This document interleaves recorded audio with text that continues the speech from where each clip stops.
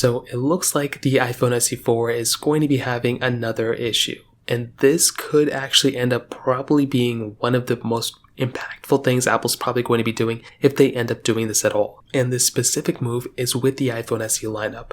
So there have been so many rumors flip-flopping all over the place, basically saying that the iPhone SE4 is coming, the iPhone SE lineup is still strong, and even though the iPhone SE3 was a little rocky, Apple still has plans of making future ones, and it's going to be a good lineup. And personally, I think it's a great idea from Apple to keep making the iPhone SE phones, and now it's looking like the iPhone SE complete lineup may end up being removed or maybe delayed by quite a bit. Basically what's going on is Ming-Chi Kuo, who's a fairly reliable leaker for the most part, said that mass production of iPhone SE4 might be canceled or delayed until 2024. So here's the thing, right? There's been a lot of people reporting this. 9to5Mac just made this article, and essentially what they're saying is that pretty much that the iPhone SE4 is probably going to be delayed until 2024. From what we were hearing, this iPhone probably was going to end up coming out early 2023, so maybe like 3 months from now we were going to see this iPhone. But now it's looking like that is not going to be the case at all. And essentially Ming-Chi Kuo is saying that,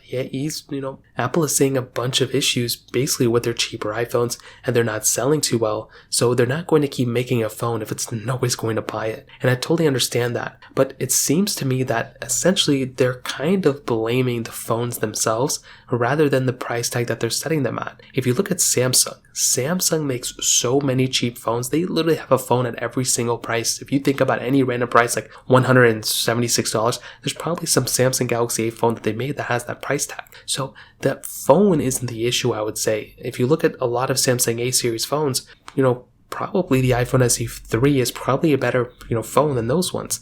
But the issue is that price per dollar. You are getting a really good phone from Samsung, where on Apple's side for $429, that is not a cheap iPhone. It's cheaper than like some other iPhones they sell, but it's not a cheap product. If they really want to get into that demographic, they have to find ways to get down to like $299, $249, those types of price tags. And if they can't hit it now, then obviously it's going to take some time. But there's got to be some way Apple can go ahead and get those prices severely down in order for them to sell it. Another thing, they can't go and just keep refreshing the iPhone SE every 2 years if they don't want to. And what I would recommend them to do is make a really good priced iPhone SE for a year, like how the original iPhone SE was, and then keep selling that for years, and then maybe 3 or 4 years later, upgrade it.